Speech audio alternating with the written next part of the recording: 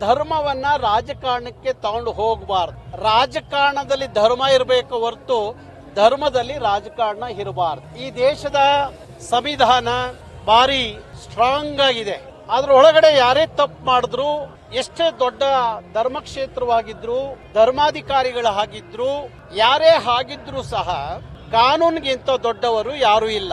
ಹಾಗಾಗಿ ಆ ನಂಬಿಕೆ ಬಿಜೆಪಿಗೆ, ಕಾಂಗ್ರೆಸ್ಸಿಗೆ, ಜೆಡಿಎಸ್ನವರಿಗೆ ಇರೋದಾದ್ರೆ ಆ ಧರ್ಮಕ್ಷೇತ್ರದಲ್ಲಿ ರಾಜಕಾರಣ ಮಾಡೋದು ಬಿಟ್ಟು, ಧರ್ಮಕ್ಷೇತ್ರವನ್ನ ರಾಜಕಾರಣಕ್ಕಾಗಿ ಬಳಸಿಕೊಳ್ಳೋದು ಬಿಟ್ಟು, ಒಂದು ತನಿಖೆ ನಡೀತಿರುವಾಗ ನಿಮ್ಮ ದೊಂಬರಾಟಗಳನ್ನ ಬಿಟ್ಟು ನೈಜವಾದ ತನಿಖೆ ಆಗಿ ಆ ತನಿಖೆಯಲ್ಲಿ ತಪ್ಪುಗಳು ಕಂಡು ಬಂದಾಗ ಶಿಕ್ಷೆ ಆಗುವಂತದ್ದು, ತಪ್ಪಿಲ್ದಾಗ ಆ ಧರ್ಮಕ್ಷೇತ್ರವನ್ನ ಒಂದು ರೀತಿಯಲ್ಲಿ ಆರೋಪದಿಂದ ಇವತ್ತು ತಿಳಿಗೊಳಿಸುವಂತ ಕೆಲಸ ಆಗತ್ತೆ. ಹಾಗಾಗಿ ಕೋಟ್ಯಾಂತರ ಜನರ ನಂಬಿಕೆ ಏನಿದೆ ಧರ್ಮಸ್ಥಳದ ಬಗ್ಗೆ, ಆ ಗೊಂದಲವನ್ನ ಆ ಭಕ್ತರಲ್ಲಿರುವಾಗ ಆ ತನಿಖೆಯಿಂದ ಬಹುಶಃ ಆ ಗೊಂದಲ ದೂರ ಆಗುತ್ತೇನೋ ಅಂತ ಹೇಳಿ ನಾನು ನಂಬಿರುವಂತವನು.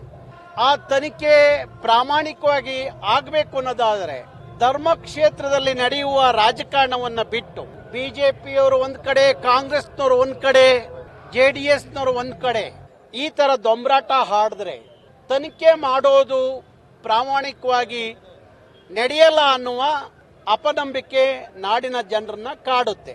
ಹಾಗಾಗಿ ಧರ್ಮಸ್ಥಳದ ಬಗ್ಗೆ ಏನು ಆರೋಪ ಇದೆ ಕೆಲವರಿಗೆ, ಆ ಆರೋಪದಿಂದ ಮುಕ್ತಿಗೊಳ್ಳಬೇಕು ಧರ್ಮಸ್ಥಳ ಅನ್ನೋದಾದ್ರೆ ಏನು ತನಿಖೆಗೆ ಆದೇಶ ಮಾಡಿದರೋ ಅದು ಪ್ರಾಮಾಣಿಕವಾಗಿ ಆದಾಗ ಧರ್ಮಸ್ಥಳದ ಮಂಜುನಾಥ